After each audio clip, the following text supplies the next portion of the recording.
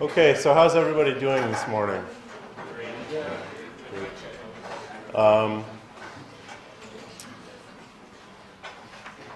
Before we start today, does anybody have any questions for me? Yeah.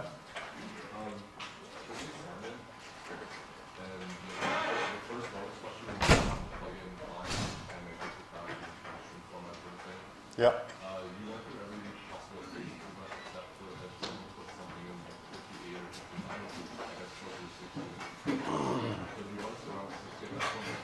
So round up to the closest answer. So 58 and 59 would be up to the next hour. Yeah. Yep. Are we allowed to change the name of a function that, like, you say to, like, write a function, name this, are we allowed to change the name of the function? You shouldn't, no. Because, like, for question 2, you have that it's sum, it's the sum. Yep. But sum is already a thing. That's no problem. You can redefine it. So you define a function that already exists. It's like assigning a new value to a variable. Basically, you're just redefining it. Yep. Yeah. I was just wondering before, are we supposed to expect like the input from the user to be proper kind of input? Yeah, for now, you can assume that the user input is still well formatted.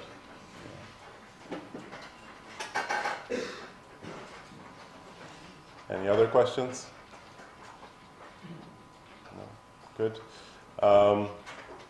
Anybody got their grades for assignment 1 yet? Okay, so the grades will come trickling in. So see you learn. It seems that the way it's set up, when someone enters a grade, or as soon as a TA marks one assignment and enters a grade for it, that student gets an email saying that their assignment was marked and their grade. So don't panic when you haven't got an email yet, but you know that your friend has, and why didn't I get my assignment marked yet? That's just because they have to be marked in some order. There's 340 of you. I think about 300 submitted assignments, and so some will be marked sooner than others. So the goal is to have them all marked within a week. We'll see how well that goes. Okay. So up until now in the course, we've seen numbers, different kinds of numbers, floats, integers, different operations on numbers, the usual arithmetic operations, modular arithmetic, comparisons. We've seen strings.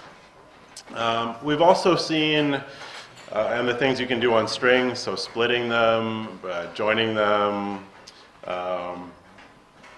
some of the functions that they support, like ends with or begins with.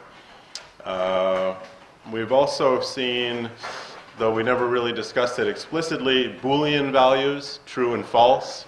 So when you use a comparison operator, what you get back is a boolean value, either true or false. So we've seen those. We've seen what I call arrays, but what in Python are called lists. And we've seen that you can iterate over lists.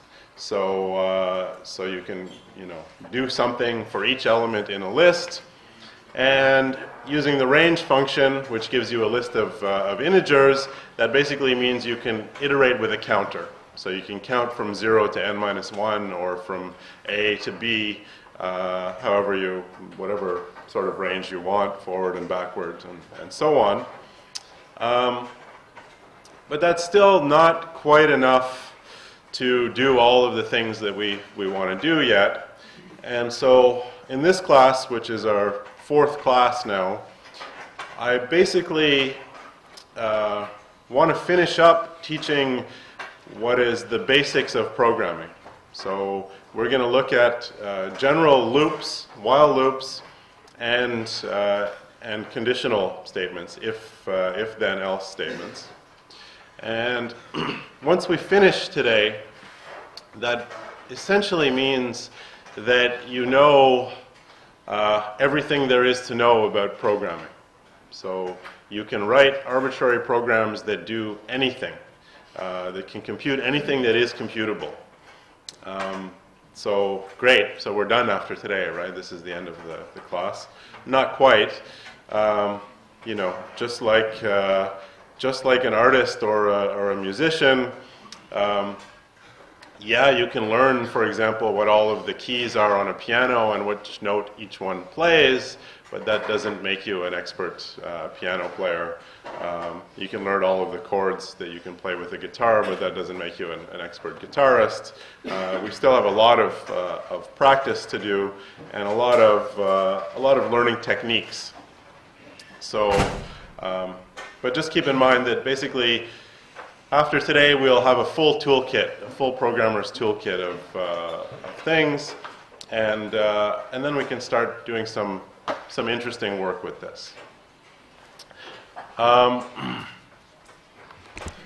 So the first thing I want to show you are if statements.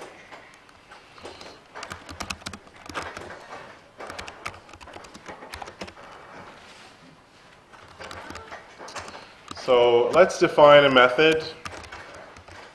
Let's make it long. Yep. Yes, I'm recording. Thanks.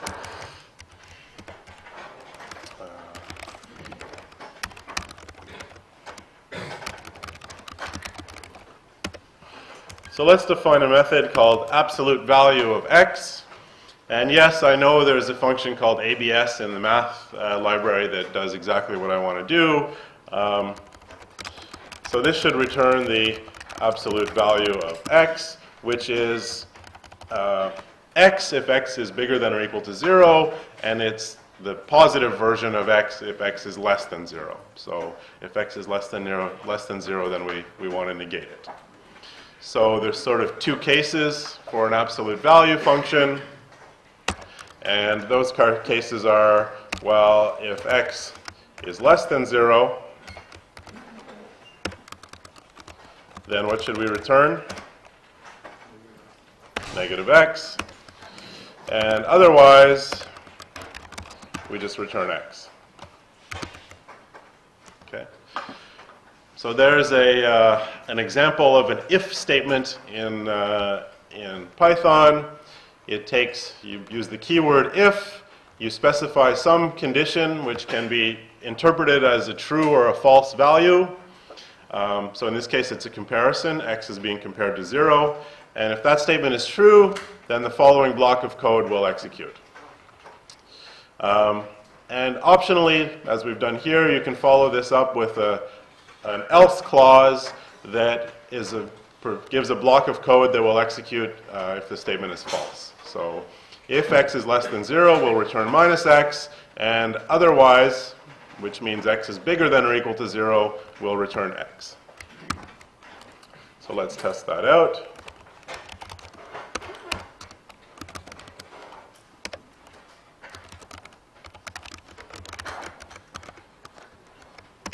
So absolute value of 343 is 343. Absolute value of minus 1 is 1. Absolute value of minus 14,737 is 14,737. Okay. So is that clear? Okay. Anybody see a slightly shorter way of doing this? Still using an if statement? Yeah. Yeah. So we never really looked at this. So far, all of our return statements were sort of at the end of a function. But a return statement really means that. It means return from this function right now. And so if we look at this code, we can actually simplify it a little, because this is equivalent. So if x is less than 0, then we'll return minus x, and the function is over. Otherwise, if x is not less than 0, well, then we just move on to the next line of code and execute that, which is just to return x. check that.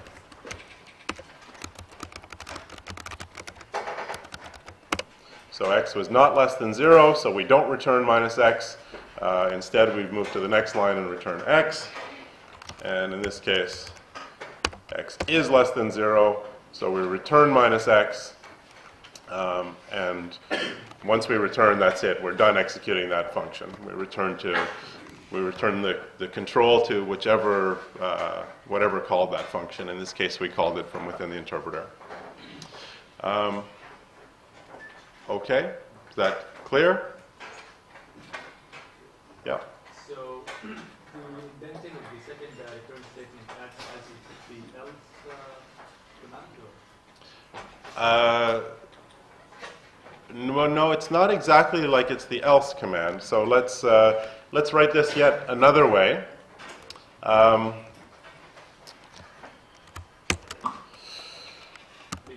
to be honest, I thought the second return, Yep. I had it indented, the same way as the first return statement. Yeah, so Python, the way it recognizes blocks of code is through indentation. So if you indent this second return exactly the same as the first one, then it still thinks that this is what it should execute only if this statement is true. Okay, so here's another version of this function. It says if x is less than 0, then set x equal to minus x. And now, in any case, whether x is less than 0 or not, we're going to return x. Does that work?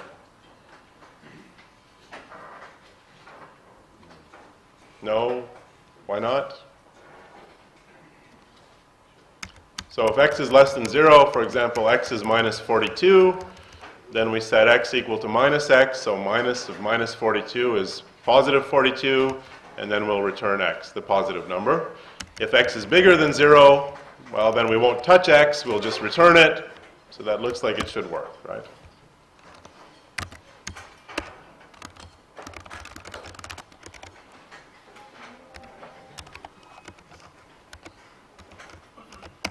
And indeed, it works for negative numbers, and it works for positive numbers. So there's 3 different ways to write the absolute value function. Which way you want to write it is somehow up to you. I'll tell you that some people would prefer this third form, because there's a lot of people who, when they program, they like all of their functions to have exactly one return statement and for it to be at the end of the function. That's sort of handy because if you're trying to understand a more complicated function, there's no surprises. You know that it will get to the end. On the other hand, if you have to do all kinds of convoluted logic to make it work that way, then that's not easy to understand either. So it really depends on what you prefer, or what the person or people who are in charge of the project you're working on prefer in terms of style. In this case, it's easy enough to get one single return statement, and I think it's still clear what's happening. Yeah? Does printing x end the function as well? No. So, for example, printing x, the question is, does printing x finish the function? And the answer is no. So let's print x 3 times in this function, just for kicks. So if I do absolute value of 34, how many times will this be printed? 3 times? So it will be printed twice. That's what these two are. That's this first print statement and this print statement. And then, of course, we see it again because it's also the return value of the function. So that wasn't really printed. If if instead of that we assigned it to a variable, then we'd only see it twice. And if I ask for the absolute value of minus 34,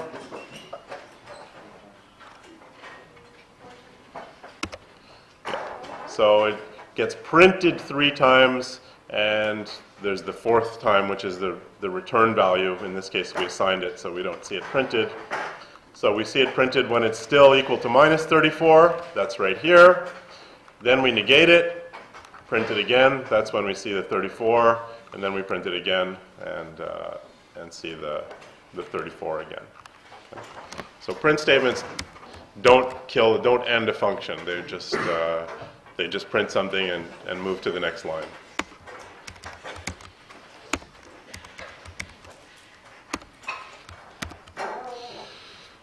Okay. Questions about that? Yep.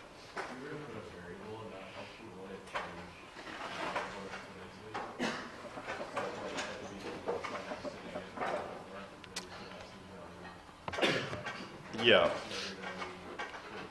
Okay, so the question is, if I put a variable into that function, so let's say a is equal to minus 34, and I ask for absolute value of a. And so the question is, won't that change the value of a now? Right, because I call absolute value with the argument a, which is now called x, and if x is less than 0, well, a is equal to minus 34, so that will be true, and then I'll set x equal to minus x, so isn't that setting a equal to minus a? So, is that true or not? So let's look at a. A is still minus 34. And that's because Python uses a argument passing mechanism. Well, this is a little bit beyond the fourth lecture in this class, but we might as well talk about it. When Python calls a function, that function takes some arguments, it actually passes, and you specify a variable as one of those arguments, it just passes the value of that variable in. So when I say absolute value of a, well, it's really calling absolute value with the argument minus 34, and no reference to the variable a in there at all. So when I change x, which is its own variable just for this function, that has no effect outside the function. Okay? So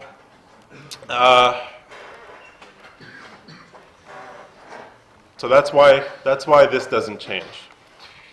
On the other hand, we'll see shortly that if I were to pass in an array as an argument and change the contents of the array, then there would be I would actually be changing the array. But that's something we'll get to a little bit later in the class. In programming language terms, we're talking about the difference between pass by value and pass by reference. In this case, we're passing by value.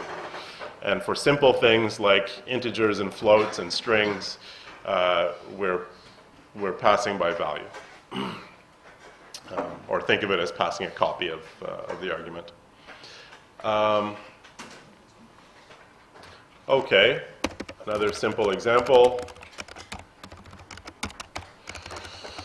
So let's say I'm writing an accounting program. String.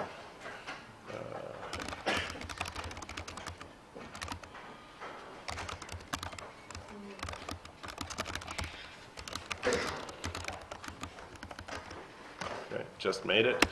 So let's say I'm writing an accounting program, and one thing you may know if you've ever done any accounting is accountants don't like minus signs. They like brackets. So when a number is negative, they put parentheses around it to indicate that it's negative. Or if they have color, they may use red instead of black.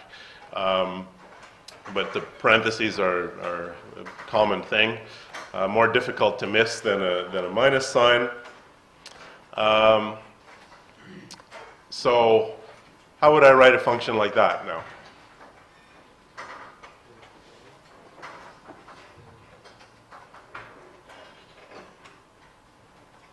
So I have a function, it takes a number as an argument, and it's going to return it as a string, and it's either going to put parentheses around it if it's negative, and it's going to remove the negative and otherwise it's just going to return the string representation. Yep. Start with if x is less than 0 statement. Okay. If x is less than 0, Then you put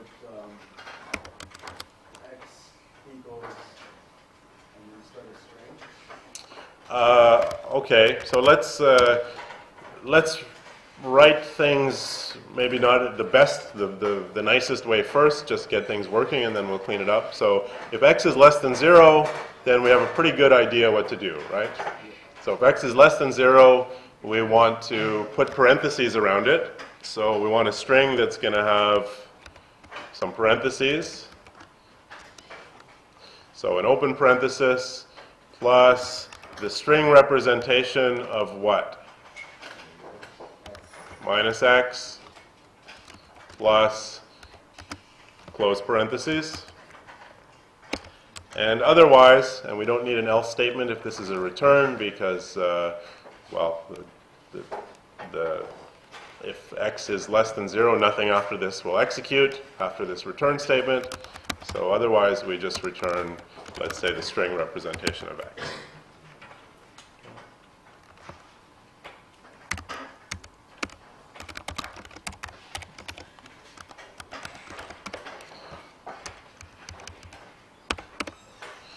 So there you go. And if you don't like that, you can, this was really for some accounting program, and it was working, let's say, with Canadian dollars, then probably you would format the number a little bit differently so that it had exactly 2 decimal places or something. And for that, we could use the printf formatting, but that's not the point today.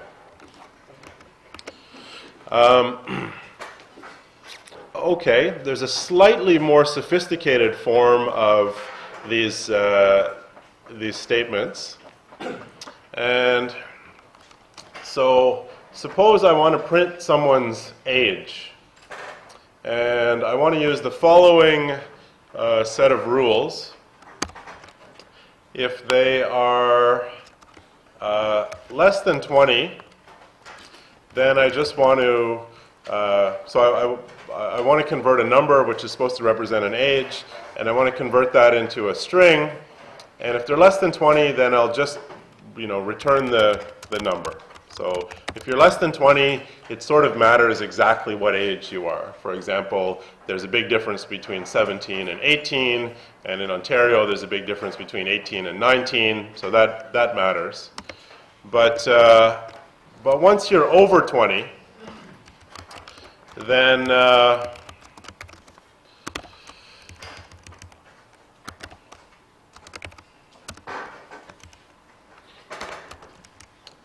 you're just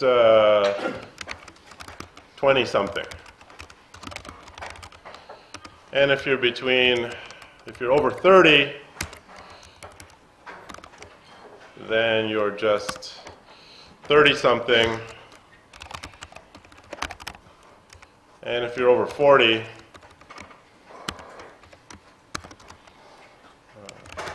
yep. Is 20 included, right? If we turn under.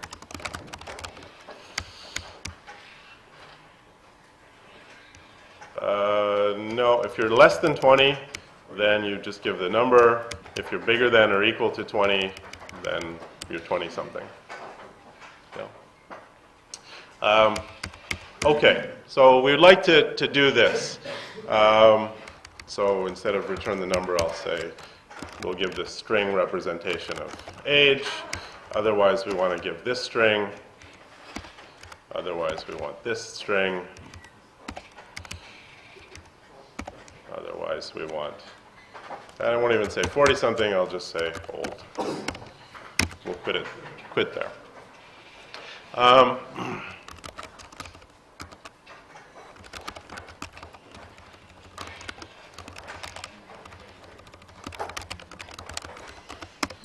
So we're writing this function called age as string. It takes one argument, which is an age in years, and it's supposed to format it this way. So how could what would the code for that look like? So when you have many cases like this, You start with one you can easily identify. What's the easy one to identify? Less than 20. So if age is less than 20, then, well, we know what to return. String age. Now what? Yeah. Create a series of elif statements. Well, I could do a series of elif statements, and I might as well show you those. So I'll actually say, instead of returning it here, I'll say s, or maybe the return value is equal to this string representation of age if it's less than 20. Otherwise, so I'd like to put an else statement. If you're bigger than 20, do something else. But I have an additional condition that I want to add. So there's a special keyword for that called elif, which is short for else if. So it's like an else statement, but you also give it a condition. And so what's the next thing that I can handle now? So if I'm not less than 20, but I am, well, if I'm not less than 20, then I'm by definition greater than or equal to 20. Yeah. So otherwise, if I'm bigger than or equal to 20, which is the only way this will execute, but I'm still less than 30, then the return value will be 30 something. Yes, that's right, 20 something. And so then what does the next case look like? So now, by this point, I've determined that I'm not less than 20, and I'm not less than 30, so I'm actually bigger than or equal to 30, so what's left? Yeah, so now the only distinction is whether or not I'm less than 40.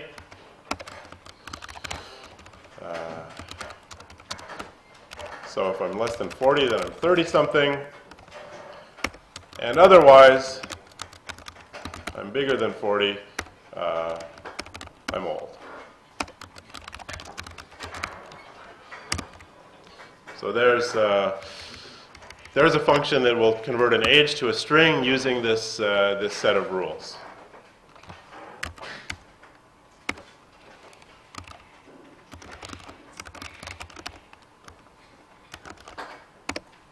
So 34 is 30-something.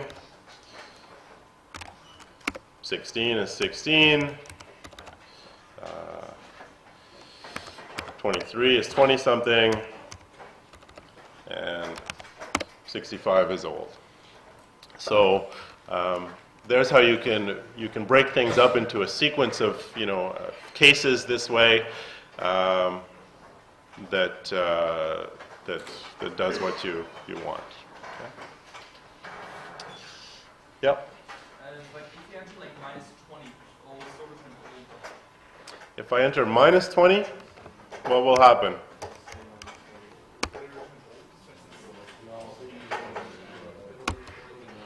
So -20 is smaller than 0, so it's smaller than 20, so it hits the first case. A reasonable, a reasonable output for an unreasonable input. Yep. You could. It's up to you what you want to do with inputs that are negative. It's probably, if you get a negative input to this function, it probably means there's a mistake further on somewhere else in the program. So if you're going to check for it, it would probably make more sense to throw an error if it's less than 0. Yep. So the statement elif, the parameter, what does that exactly do? Is that kind of like combining two things together? So it's exactly equivalent to the following. We can write this another way, but you'll see why why an elif is handy. It's exactly the same thing as saying else, and then having another statement in here, if the age is less than 30, and then saying else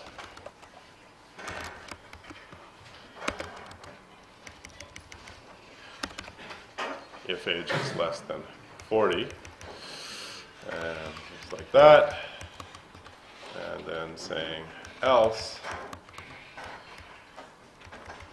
So this is an equivalent piece of code if I did all the indentation right.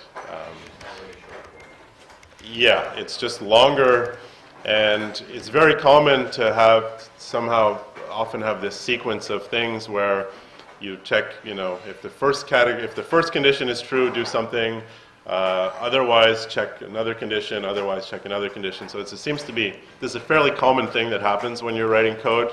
There's, for example, 2 questions on the assignment like this. So it's nice not to have to, have this code that's getting deeper and deeper indented like this. So, there are other ways around it, but this is a clean way that's built right into the language. Okay.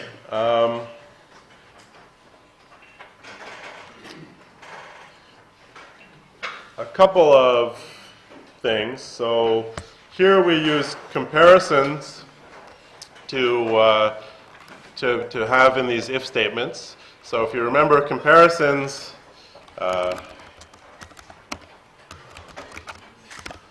they return Boolean values, true or false, and generally inside of the condition for an if statement like this or an elif statement should be a Boolean value. So it's usually the result of a comparison, or it's the result of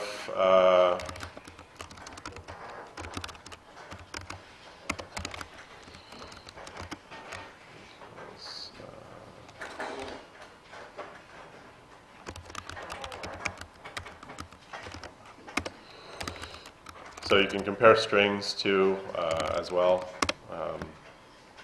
So Pat is not smaller than Bartholomew. Comparison for strings does comparisons by basically by comparing the letters one at a time, and B comes before P. So Bartholomew comes before Pat. Now be careful, it actually matters whether the letters are uppercase or lowercase, but don't worry too much about that for now. So you can do that. You also have many functions that return Boolean values. So I can ask name2, does that start with Bart? And the answer is true. Name1, does that start with Bart? The answer is false. So things like starts with, those kinds of functions are also things you'll end up using in if statements.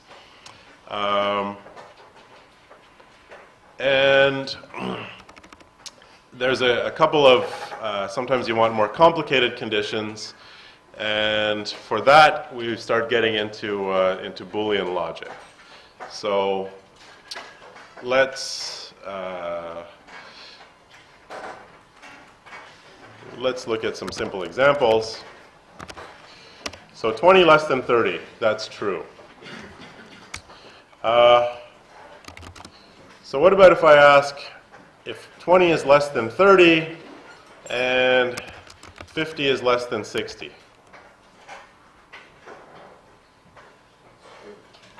Both of those things are true, right? 20 is less than 30 and 50 is less than 60, so that's true. What if I ask that but with 50 bigger than 60? So I have a true statement and a false statement. So think of this whole thing as asserting that this is true and this is true. Well, it's not actually. That's wrong. The second statement isn't true, so the answer is false.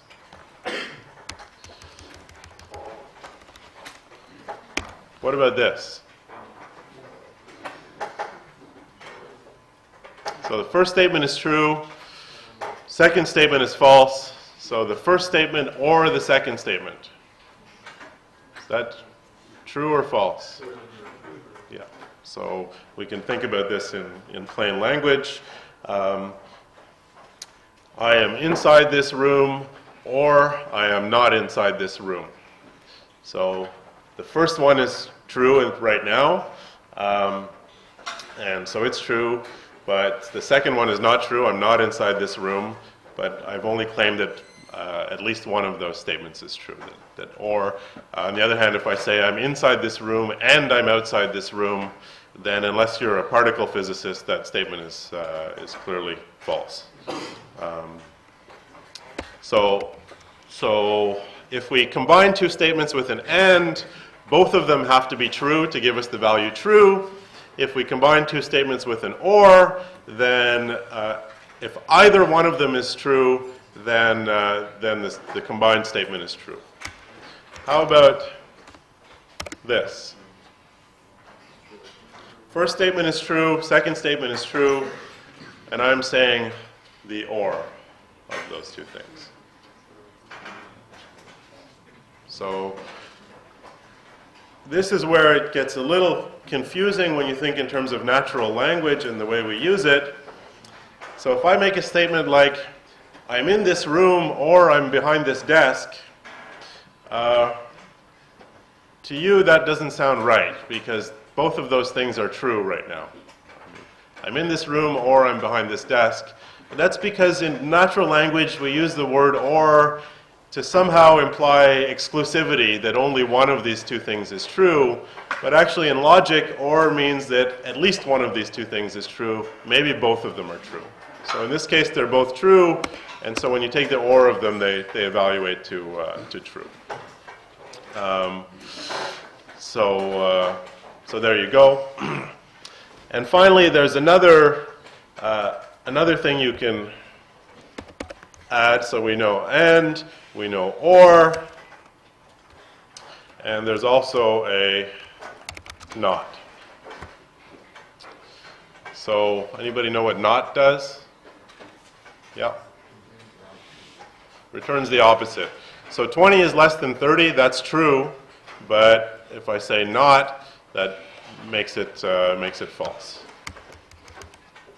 And the same thing, 20 is less than 30, that's false, but I negate it with a not, that makes it true. Okay. Yeah?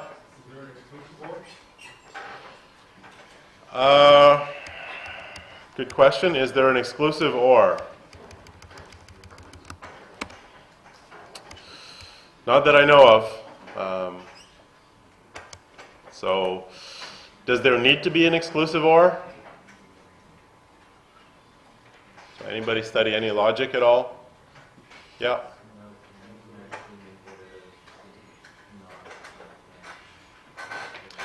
Yeah, so doesn't seem to be an exclusive or mechanism, but once you study logic for a bit, you'll realize or you'll learn that not and or are sufficient to implement anything, not and are sufficient to implement anything, and in fact there's even another piece of another gate called a NAND, or another rule called a NAND, which is one rule that's sufficient to implement anything. So exclusive or, you can write that just in terms of nots, ands, and ors. So anybody know how you would do an exclusive or? Yeah.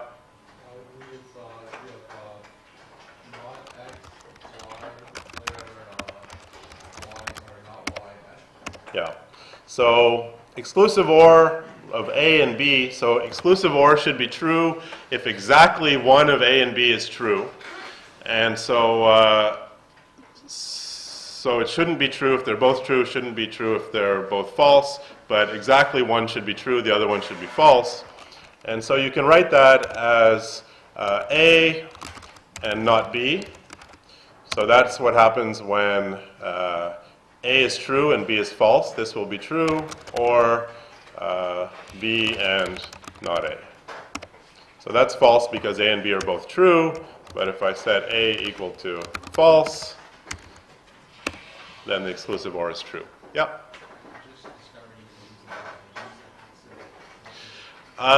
Be careful with the hat symbol. I'm not sure that that's real exclusive OR. That might be bitwise exclusive OR, which works for Boolean values but can mess you up, can give you surprises in other ways.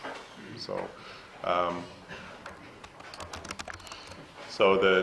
someone pointed out you can do this, but be careful with that because you can also do 445 hat 23, gives you 426. Whatever that means. And what does anybody know what 445 and 23 gives you?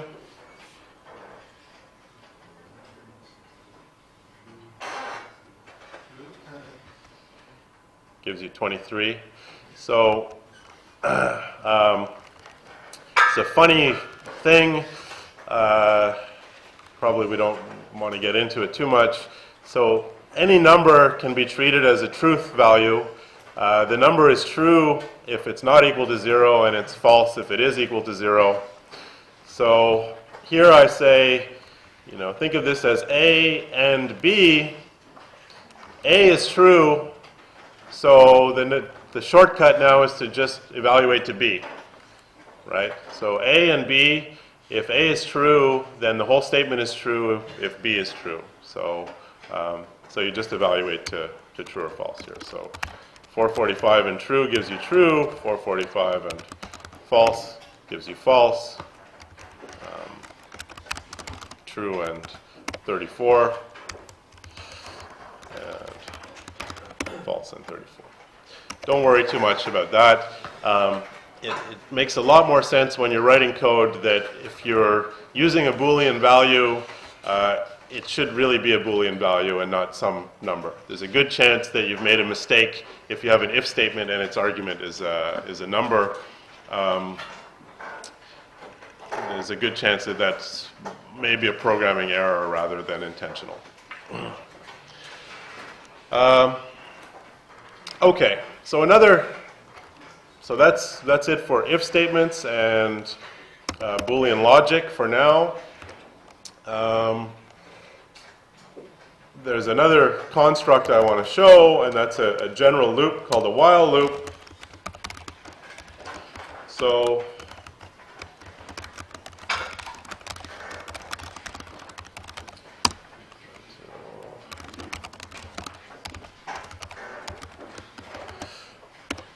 I want to write a function that reads lines of input using, let's say, raw input until someone enters a blank line. So kind of thing that could be useful, for example, in a cash register program where the operator of the cash register keeps entering prices followed by an enter, prices followed by an enter, and when they're done, they just press enter with no price, and that pulls up the tally, adds everything together.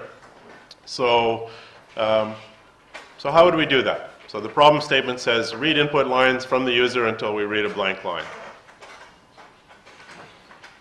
What's the first thing we should do?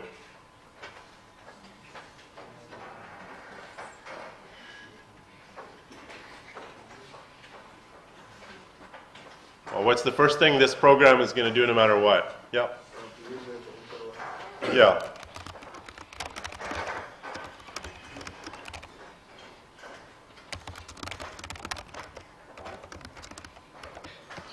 Okay, so now we prompt the user. And now what should we do?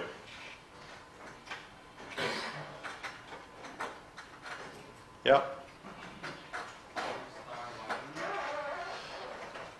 Okay, so the knowing all we know now, the next thing we would think to do is say, well, let's maybe save that input since we actually need to know. So we store this input that the user gave us, and we might say, well, if S is empty, so there was no input, then we might return. And indeed, that works, except we have a problem, or we don't have a problem, but So what if S is not empty? Then we should continue. So then the natural thing would be to, well, just paste that code in again. But if S is not empty, we should continue. And then the natural thing is to paste that code in again a bunch of times. We can test that.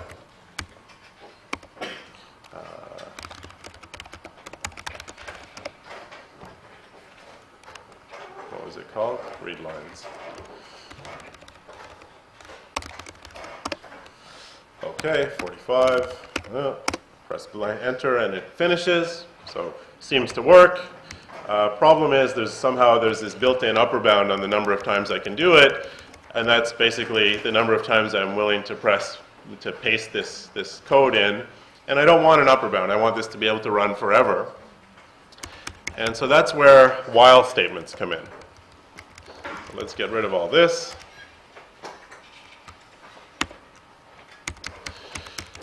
So there's a thing called a while loop, which you write like this. And a while loop is a little bit like an if statement. So you give it a boolean value, and as long as that boolean value is true, it will execute the next block of code, the block of code that follows this loop. So this says, as long as the string S is not equal to the empty string, what should I do? Yeah. What's that? Sorry, several people spoke at once, so somebody can. Yeah.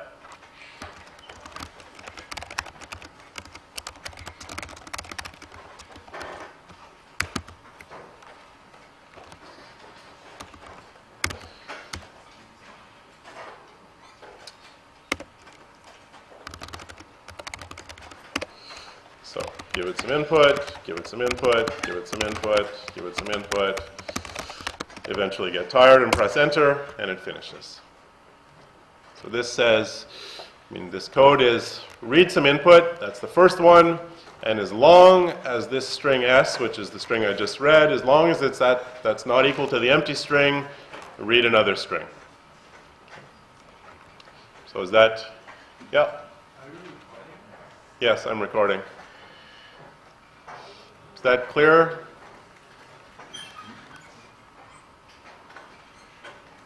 Yep.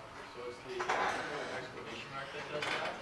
Yes. So here's the complete list of comparisons operators you can do.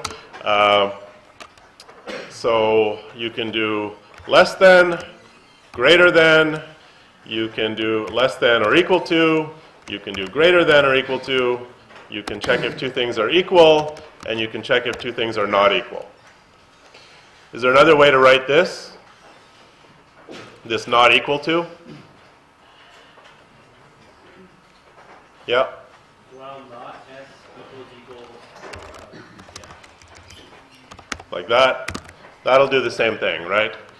So this says while S is not S is equal to this, or while S is not equal to this. So this exclamation point equals. I've programmed so long I forget about this. You read this as not equal. So exclamation point is you read it as not.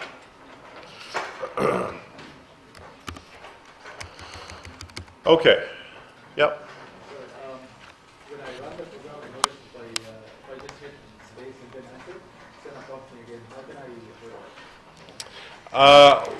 Okay, so the question is, if I just hit space and then enter, then it still prompts again because it's not the empty string, it's the string with one space that was entered. So then you can go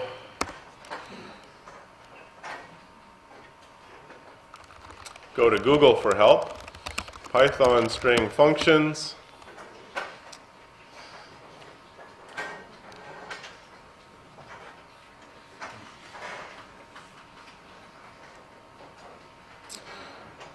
The internet's quite slow today.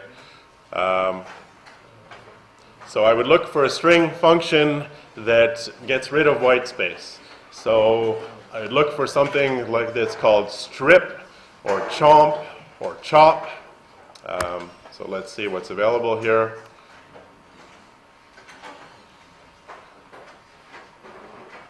So there must be too many people in this room using the internet.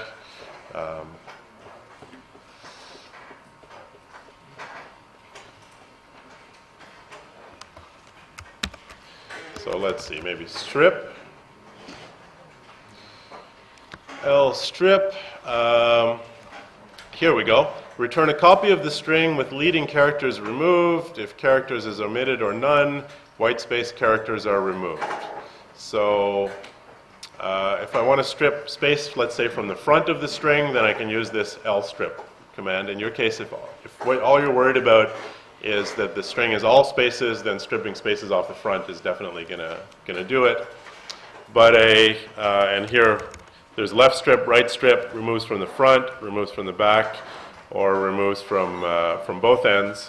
This is something that you use commonly because when users are entering things like names and so on, you don't want your program to break because they hit the space bar before they entered something. You often want to strip white space off this. So we could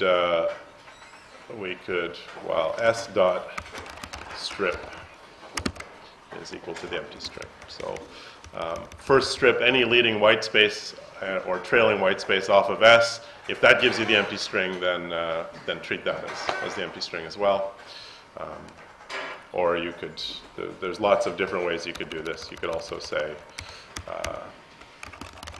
strip the string that you get back from the raw input.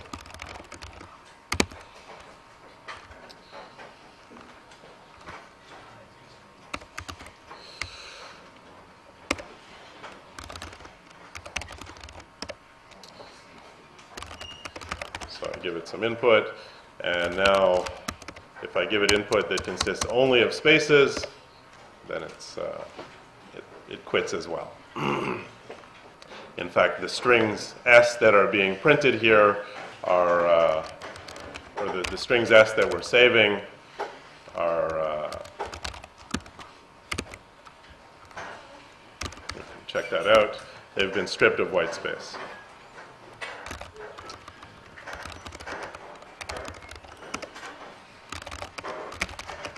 Put some spaces in, put some spaces after, and the white space is missing from the end and from the beginning.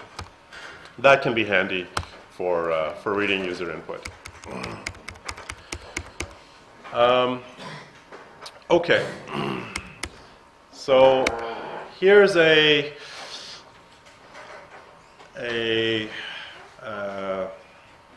little bit of theory for you, a little bit of mathematics for you.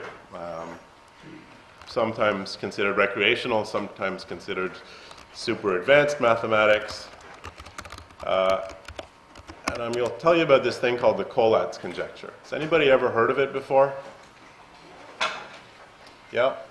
Remember the statement of it? No, but it's like a branch out in the tree and there's certain two bits that's odd if you... Yeah.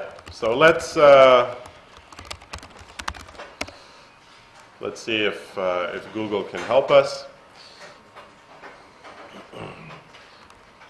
So the collatz conjecture, it's also known as the 3n plus 1 conjecture. It says that if I start with any, let's say, positive integer, and I do one of two things. If it's an even integer, I divide it by 2, and if it's an odd integer, I multiply it by 3 and add 1. Okay?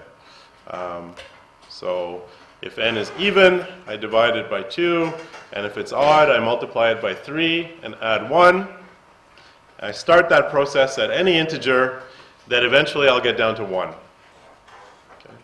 So that seems a bit counterintuitive, because it sort of feels like maybe half the time you're dividing by 2, and half the time you're multiplying by 3 and adding 1, so you'd think that this thing would just keep getting bigger and bigger, but actually, for every integer that everyone has ever tested, this number eventually comes down to 1. So let's play around with that a little bit. So let's write a function that can test the collatz conjecture for an integer n. Okay. So how would we do that? So we want to know, maybe we'll actually want to print out the whole, starting at n, what the numbers are that we see in this sequence, where we either multiply by 3 and add 1, or we divide by 2. So what does this function look like then? Yeah? Would you start with getting your integer, you start with the while statements as saying that while n is not equal to 1. Yeah. So the conjecture for the value n is proven once we get down to 1, right? So, so we want to continue this. We want to do this process of either multiplying by 3 and adding 1 or dividing by 2 as long as n is not equal to 1. And, well, if n is not equal to 1, then what should we do with n?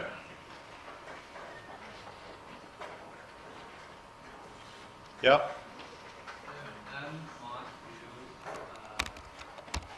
equals 0, then divide by 2. So if n mod 2 is equal to 0, then we'll divide n by 2. Otherwise, so n mod 2 equals 0, remember that's a shorthand for, or that's an idiom for n being an even number. It means when we divide n by 2, there's no remainder, so that means n must be even. Otherwise, there's only one other case, n is odd, in which case we say n is equal to 3 times n plus 1. And maybe we'd like to print out what's happening as this goes on.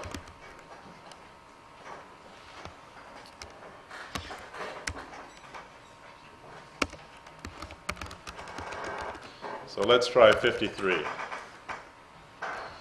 53 is odd. Multiply by 3 and add 1, you get 160. Divide by 2, you get 80. Divide by 2 again, you get 40. Divided by 2, you get 20, 10, 5. But that's odd, so you multiply by 3 and add 1, you get up to 16, 8, 4, and finally down to 2. And the last thing in this sequence, 2 is an even number. You divide by 2, you get 1. So maybe we'd like to see the whole sequence. We'll even print the 1. And I don't like the fact that I'm getting floating point numbers here. So what should I do to not have floating point numbers?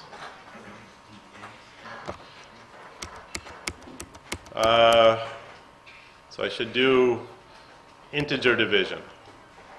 So remember there's this div operator which does integer division.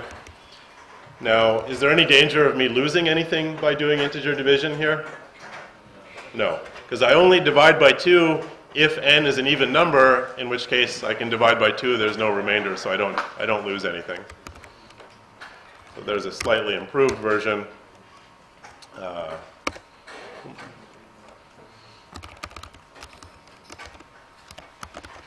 Looks a little bit nicer.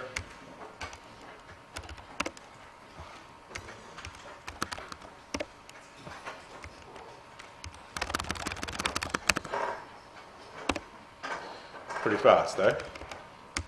So there's a really big integer, and there's the sequence, the sequence of numbers that it follows to get down to 1 using the collatz rules. Hard to read much into that.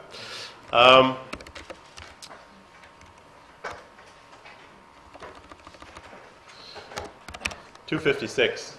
Is this going to take a long time? No? How long? 8 steps. 256 is a power of 2, so you get to keep dividing by 2 the whole way. It's turtles all the way down.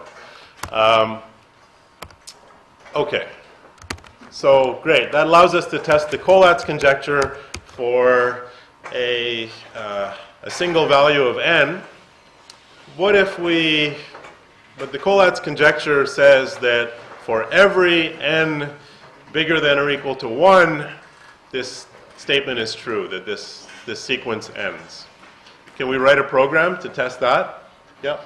I actually get the print to print next line. Yeah, little trick. Print, if you put a comma after the thing that you want to print, it won't put an end of line there. And then this last print statement doesn't have that comma, which gives us the end of line. So how would we test this conjecture for every value of n? Can we do that? No. Can we write a program that does that? Yes. What's that? It will never end. So that's the reason the collatz conjecture is still open, because it makes an assertion about an infinite number of integers, and while you can't prove those assertions by just trying integers. You can disprove them as soon as you find one where it's not true. You're done. You know that the whole thing is not true. But you can't prove them by testing, one integer at a time.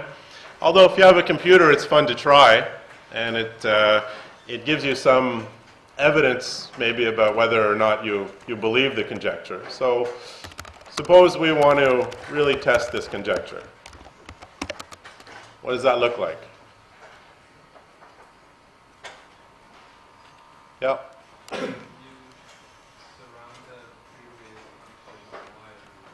Yeah. So what's the while loop what's the condition in the while loop? Yeah. So let's say while 1 is less than 2,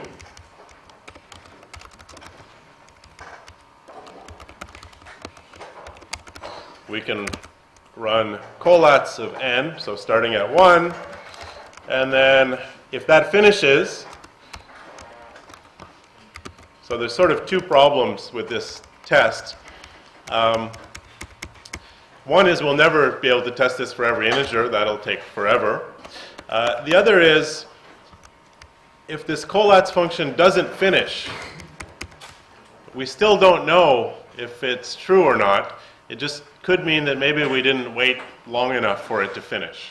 So we have two problems, but still it's good to treat this as experimental mathematics. We can get some feel for this.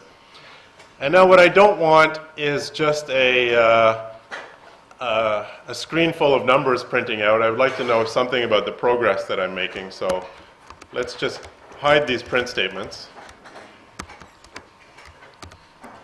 And rather than printing the sequence for every n, we're convinced that this function works properly.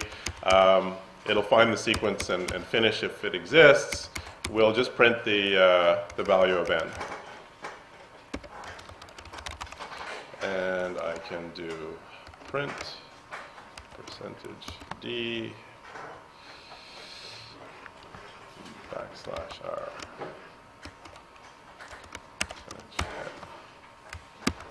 Anybody remember that trick? If not, you'll see what it does shortly.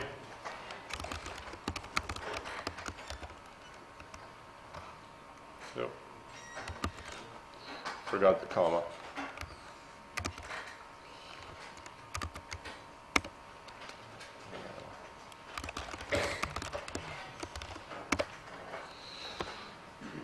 So there you go. It's now testing the collatz conjecture. It's up to 200,000 now, and this will run forever. So run this for as long as you want.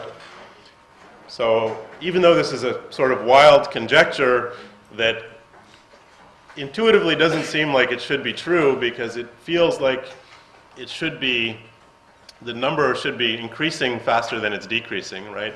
You're either tripling it or you're dividing it by 2. Tripling it seems to be faster, but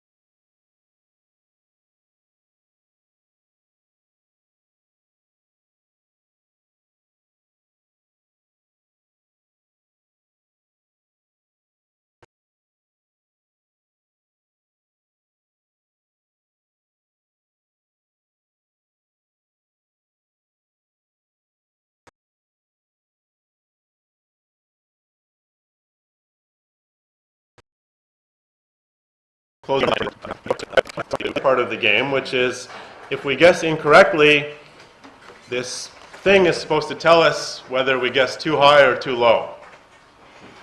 So what should we do here? Yeah. So let's think about this. First, we read our first guess here before the while loop, and we'll then enter the while loop. So actually the first thing we should maybe do is check if this guess was correct. Well, actually we've done that. Not check if it's correct. It's not correct. If we've entered this while loop, the guess is incorrect because we wouldn't enter this if g is equal to x. So we should maybe ask, if the guess is smaller than x, then what does that mean? Guess was too low. So maybe we'll say wrong, too low. Otherwise, let's see, what do we know about g and x? We know g is not smaller than x. We know it's not bigger than x. We know it's not equal to x because otherwise we wouldn't even be in this loop. So it must be the case that g is bigger than x.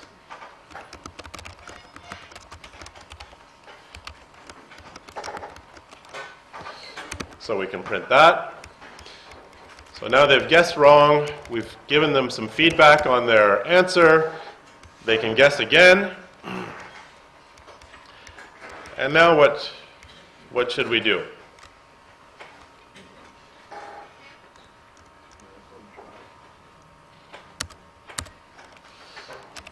Tries equals tries minus 1. So should we do that? Yep. Just so the compare value to see if they actually guess it right. Well, so if they guess it right, this while loop will never execute. So if they guess it right, we'll get to the end of this while loop. And there's somehow two ways to get to the end of the while loop. Either because they guessed right, g is equal to x, or they ran out of tries. So at the end of this, the game is over. At the end of this while loop, the game is over one way or another. And so maybe this is where we should either congratulate them or tell them that they lost the game. Okay? So there's basically two options. Either they eventually guessed right, in which case we can print yay, you're a winner.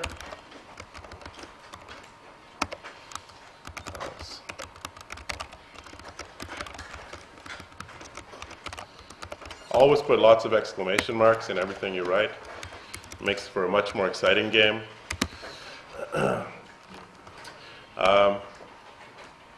And then that's the end of the game.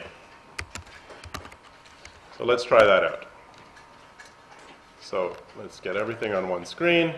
There's the whole game. You pick an integer, print out some message, read, set the number of tries to 10, read an integer, and as long as there's still some tries left and this user hasn't guessed correctly, we'll give them feedback on their most recent guess, give them another try, and repeat that until the game is over.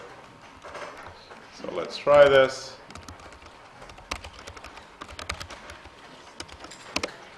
All right, what should we guess? 500. Too high. What should we guess next? 250.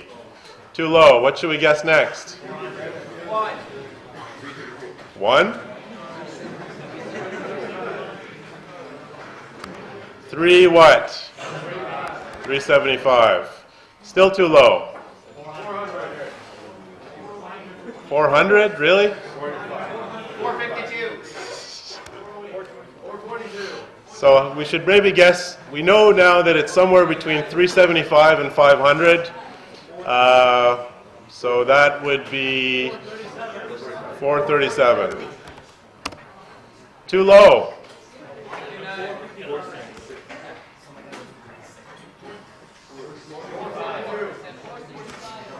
465. Too low. 480. Too high. 473. Too high. We're running out of guesses.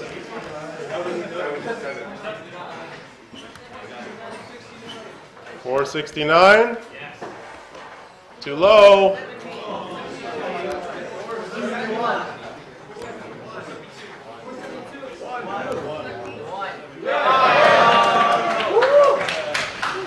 That was close. Okay, so that's it for today. See you on Friday.